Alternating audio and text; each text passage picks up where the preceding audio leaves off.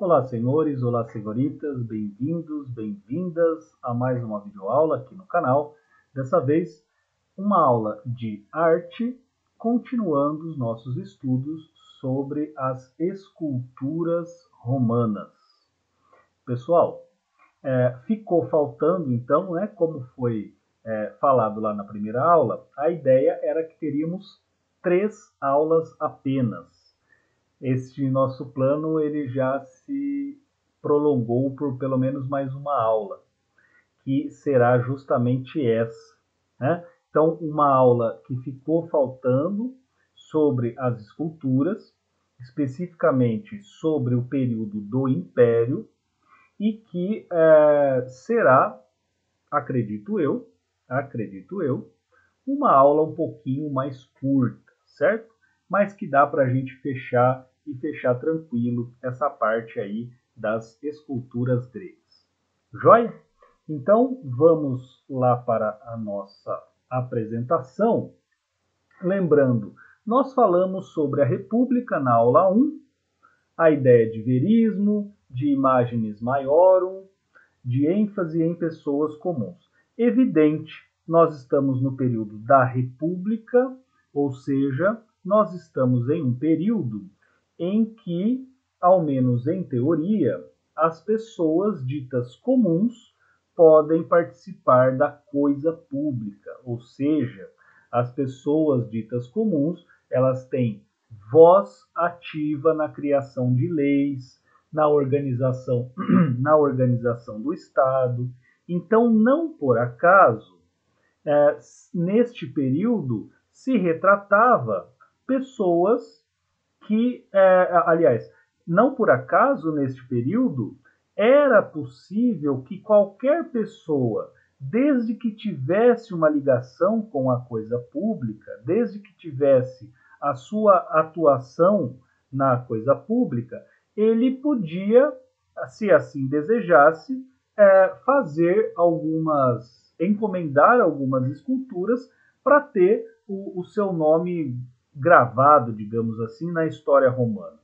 É claro que, na enorme maioria dos casos, quem tinha de fato acesso financeiro, aliás, tinham condições financeiras para efetivamente ter uma representação sua, seja de busto, seja do corpo todo, eram pessoas muito ricas, né?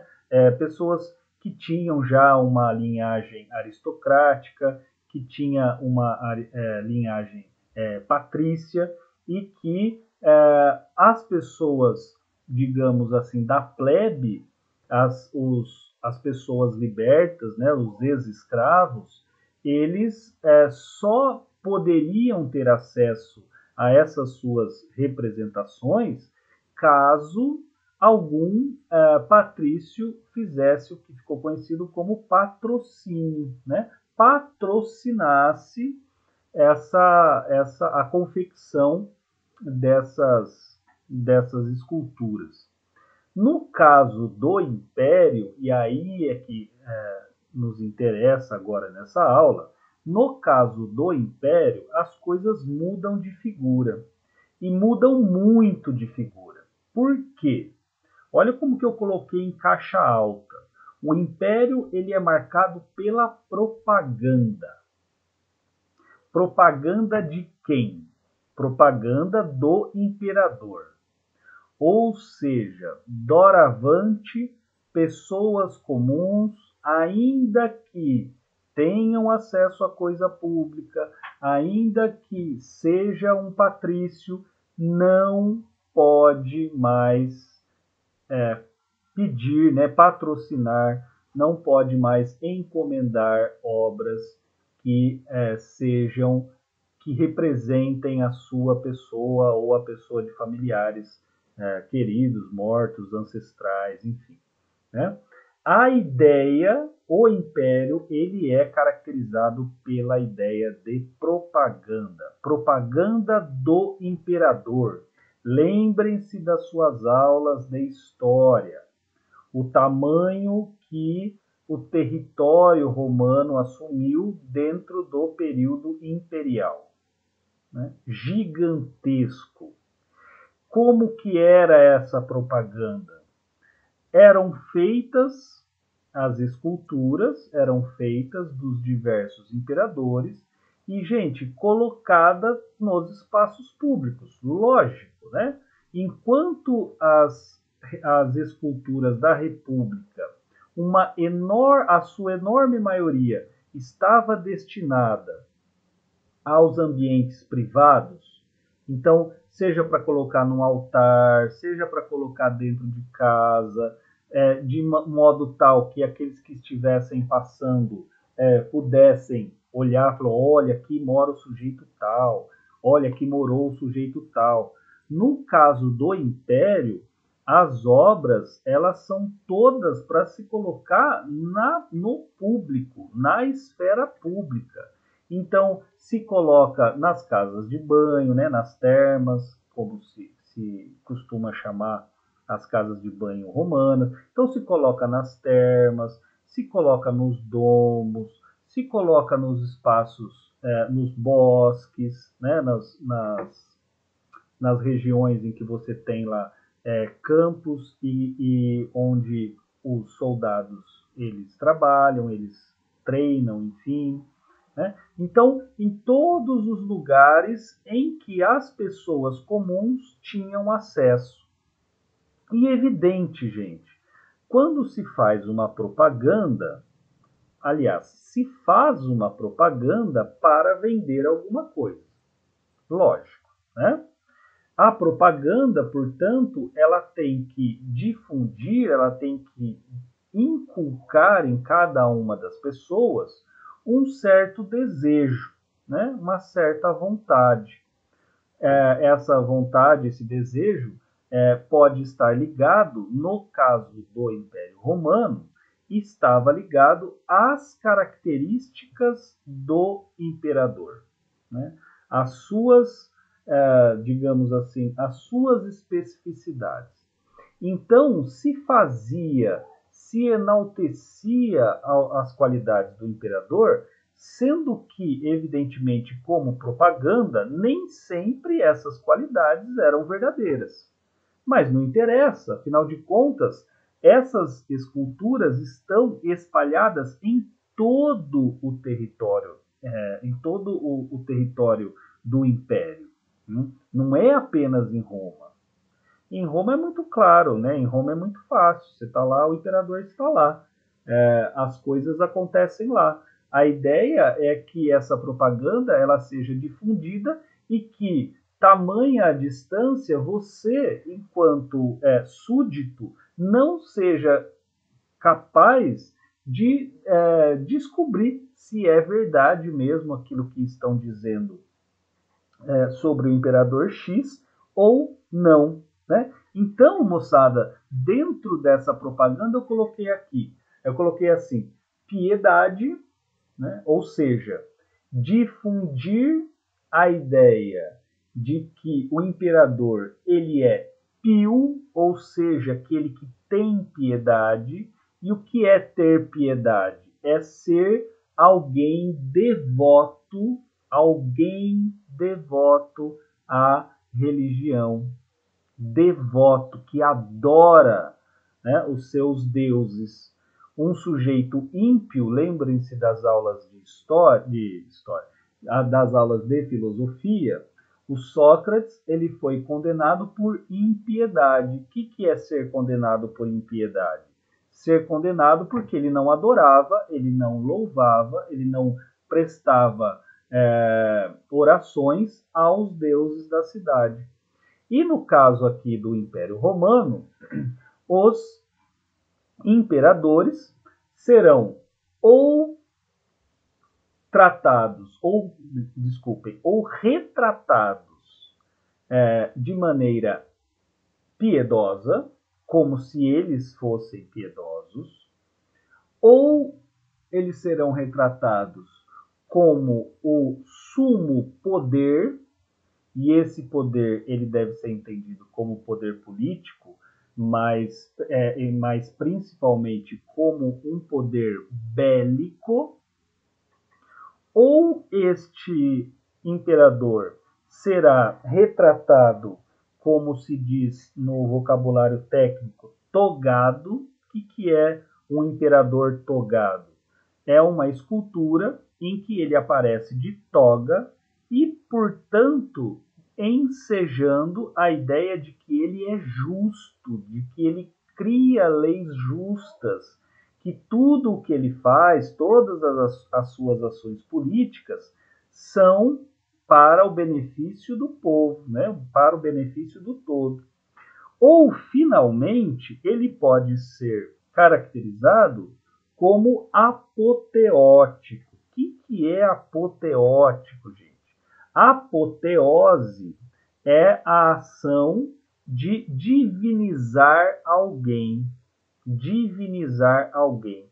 Então, um imperador representado de maneira apoteótica é um imperador que tem ligações diretas com os deuses. Se você quiser, a gente pode chamar ele de divinizado. Eu só usei os nomes aqui para vocês ficarem cientes dos termos técnicos. Então, voltemos à definição para quem não conseguiu anotar. Ele, quando propagandado, né, quando referenciado enquanto piedoso, ele é chamado de máximo pontífice, ou seja, o sujeito carnal, vamos tomar muito cuidado, né? Não é o apoteótico. O máximo pontífice é o sujeito carnal, então é o imperador de carne e osso, porém o mais religioso possível.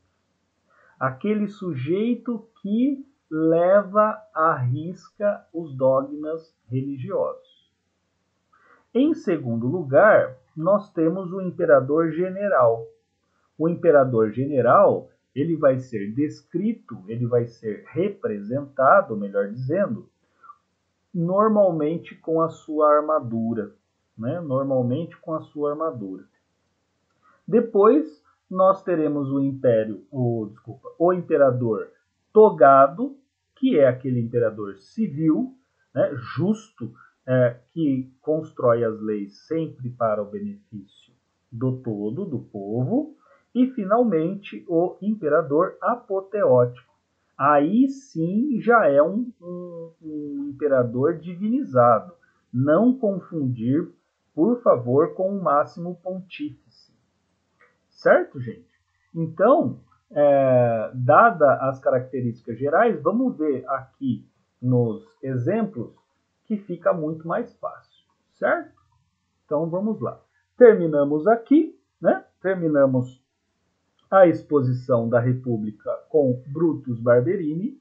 Portanto, gente, só por curiosidade, você já consegue entender por que essa obra, né, por que essa escultura, ela não pode fazer parte do período do Império.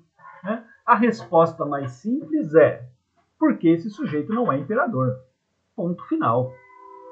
E a segunda resposta, um pouquinho mais elaborada, é que você poderia dizer assim: ora, esse sujeito aqui, ele está mostrando a sua genealogia. Ele está mostrando de onde ele vem. Ele está mostrando a sua origem, os seus descendentes. O imperador, quando ele mostrará os seus descendentes, serão descendentes divinos.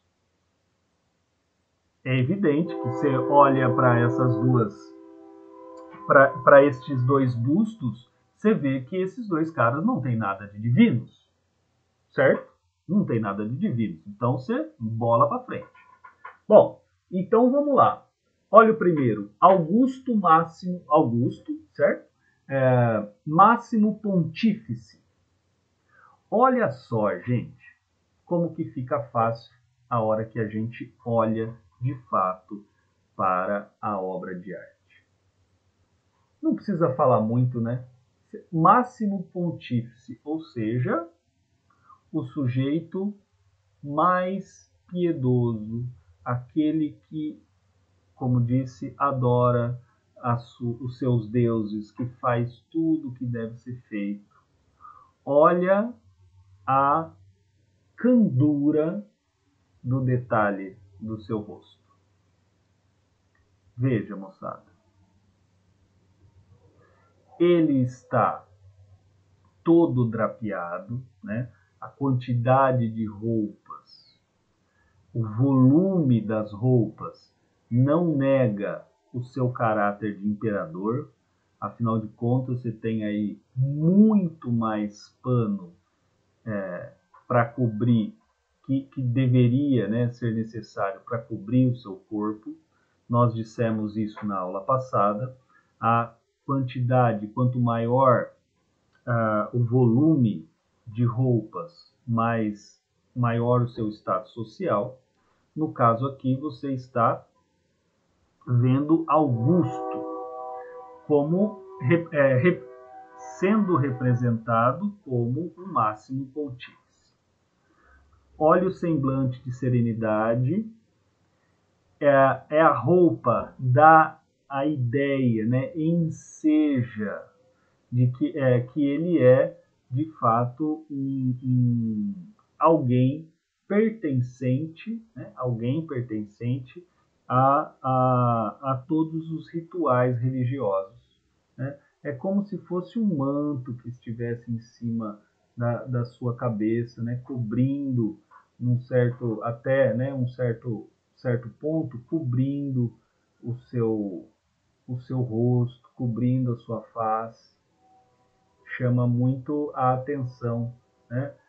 Dá para a gente perceber que não há mais tanto aquele realismo, né? Há uma ideia, sim, de idealização dos imperadores, a juventude desses imperadores, a sua potência, a sua virilidade, sempre constante, né? Portanto, não se farão retratos, não se farão esculturas de imperadores já em uma idade acima de 30 anos, com o início de rugas, né? um tanto carecas, a menos que o cabelo seja careca por opção, né? Mas não por necessidade. Então, fica muito claro, espero eu, né, que fique muito claro essa ideia aqui do porquê, né, do porquê essa imagem, essa escultura, ser um exemplo de máximo pontífice. Avançando aqui, nós temos o general, né, o tipo do general. Essa daqui, Augusto de Prima Porta. Moçada, Prima Porta é uma região próxima a Roma. É onde essa estátua estava, certo? Augusto de Prima Porta. Olha só a ideia de general defendida aí, né? Feita a apologia de general do imperador. Evidente, né? Acho que vocês tinham estranhado a tipologia que eu fiz antes de mostrar as imagens, mas depois que a gente olha, não tem como errar, né? Não tem como esquecer. Veja o seu uniforme. No uniforme, você já tem alguns indícios de que ele é um sujeito foda, né? Desculpa a expressão, mas existe um querubim, né? O querubim ou o cupido, se vocês quiserem.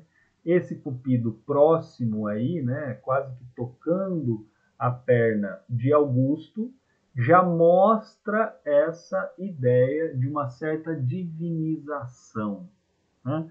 Já mostra, já dá indícios de uma propaganda apoteótica. Eu não estou fazendo aqui, né, evidente, eu não estou fazendo aqui uma separação rígida do avanço, do progresso dessas tipificações. Então a gente sai do máximo pontífice que vai do século tal ao século tal, passamos para o general. Não, tá misturado aqui, afinal de contas a gente não precisa ir tão profundo assim a análise, né? Onde eu estou querendo chegar não existe aqui, né, aqui no Augusto de Prima Porta, você tem elementos híbridos, né? Você tem a ideia já de uma divinização do imperador, porém, o que está em relevo, o que está sendo ressaltado é o seu poder enquanto general das tropas romanas. A expressão, dizem os historiadores da arte, né, quando ele está apontando, ele está se preparando para um discurso, um discurso para a sua legião, né, para o batalhão lá dos soldados romanos. Dá para nós enxergarmos, gente, inclusive, que existem detalhes no seu uniforme, né? Existem detalhes, todos eles fazendo também uma referência às divindades. Aqui, segundo também os historiadores da arte, está representado um deus, o deus da lua, e aqui o deus lua, e aqui o deus sol. Você também tem certos arautos que representariam aí os mensageiros, na verdade, da divindade, o que deixa claro a sua pretensão, né, de um ser divino. Mas, ainda assim, quando a gente pega a tipologia mesmo que eu acabei de dizer e coloca dentro das suas, digamos, das suas gavetas, essa escultura ela está muito mais, ela se encaixa muito mais dentro daquela tipologia de general do que de apoteótico, certo? Avançando aqui, vamos aqui, né? Então, avançando, o que nós temos aí? Nós temos a figura de Tibério, aí em duas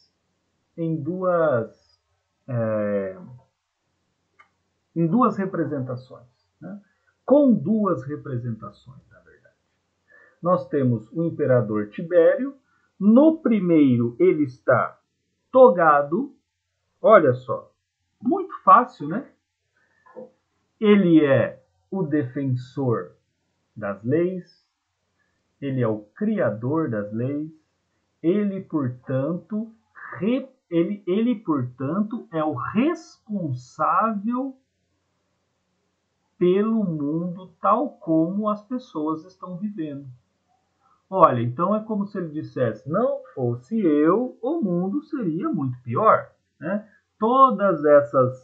Todo esse bem-estar que vocês, habitantes da região X, por que região X? De novo, porque essas esculturas elas estavam espalhadas por todo o território romano, todo o Império Romano. Então, é como se ele dissesse, olha, vocês devem a vida de vocês, o bem-estar de vocês a mim. Eu sou a lei. Eu faço a lei sempre pensando no bem coletivo.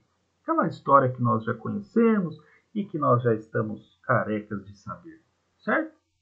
E aqui, moçada, olha que interessante, né? Nós temos o Tibério também, mas aí apoteótico. Veja que o cânon, ou seja, o conjunto de leis, o que é o conjunto de leis? É esse bastãozinho aqui, certo? Olha lá. O cânon, gente, ele é menos importante do que o fato desse sujeito estar quase que despido. Aliás, ele está nu.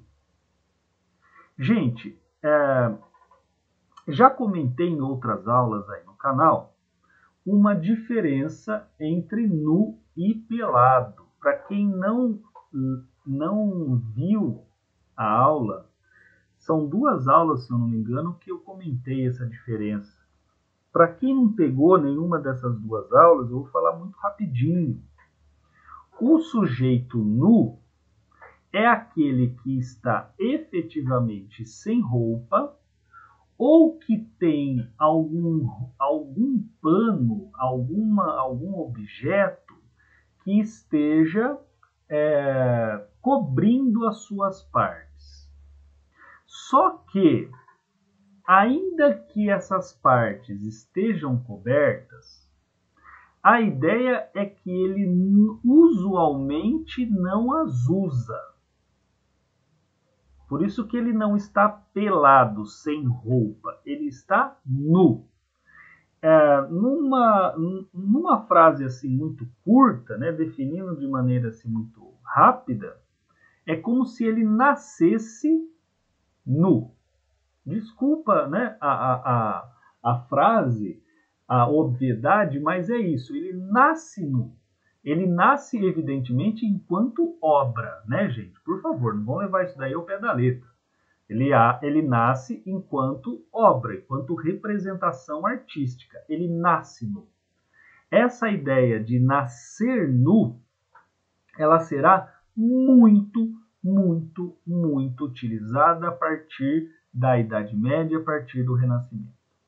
A partir da Idade Média e do Renascimento, os deuses, né, as ninfas, os seres divinos, eles sempre nascem nus. Essa é a ideia.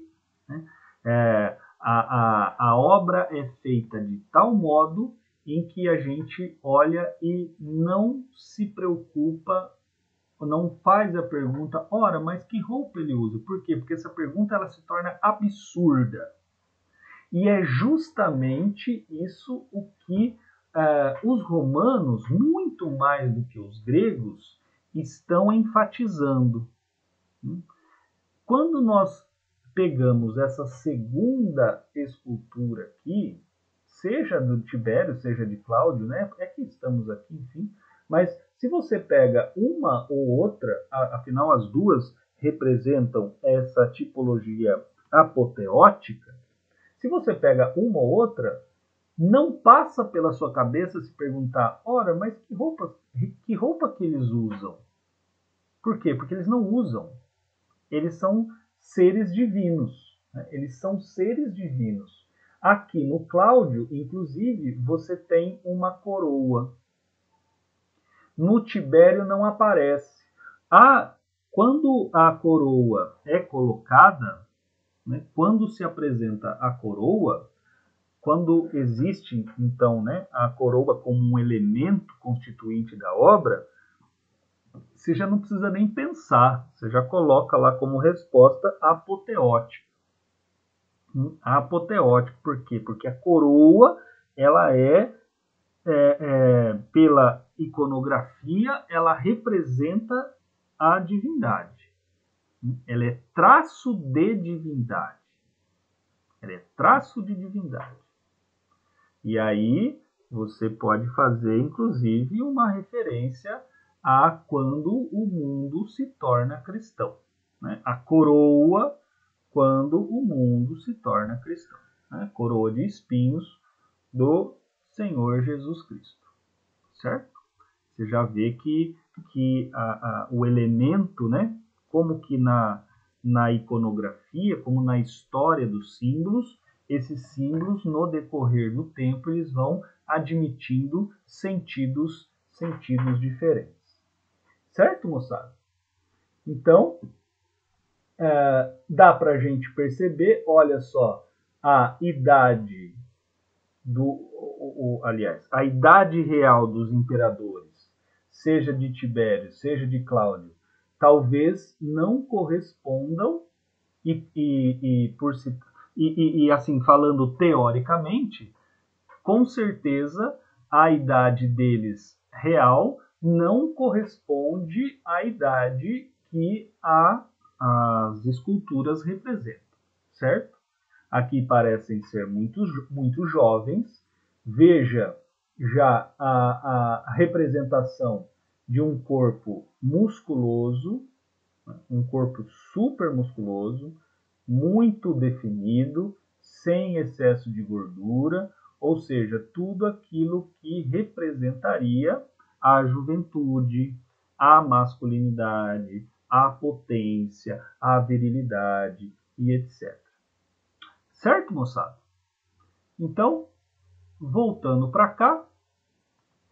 Então é isso, gente. Então, com essa aula curtinha, né, meia hora aí, a gente conseguiu dar conta de fechar as esculturas. Espero que tenha ficado claro para vocês. Espero que a diferença entre os períodos do Império e da República elas tenham ficado claras, né? Principalmente, gente, se você tiver que guardar uma coisinha das esculturas gregas, uma coisinha. República, pessoas comuns que, teoricamente, têm acesso a escultores que podem, portanto, serem representados. Na maior parte das vezes, essas esculturas estão em lugares privados, dentro de casa, próximo aos altares, nos jardins das casas. Enquanto o Império ele é marcado pela propaganda, pela habilidade em construir uma imagem do imperador, seja ele quem for. E vocês viram que essas imagens, elas são enquadradas em 4 tipos, né? Ou é o cara super beato, ou seja, ele é super bonzinho, ele é, né? Ou é o beato, máximo pontífice, ou ele é o togado, o sujeito responsável pela lei, pela ordem, ou ele é o sumo general, né? O cara então que desbrava o mundo, que com tendências, né, imperialistas mesmo, de absorver tudo aquilo que ele consegue, de absorver todos aqueles territórios que são contrários aos romanos. E, finalmente, nós temos a imagem, né? Na verdade, velho, claro, né, olhando numa retrospectiva, é a isso que chegaria, né? O cara é super religioso. O cara, ele é absolutamente justo. O cara é bom de guerra, ele domina tudo. É lógico, de novo, olhando numa retrospectiva, é lógico que o caminhar das representações desembocaria, evidentemente, na sua divindade, né?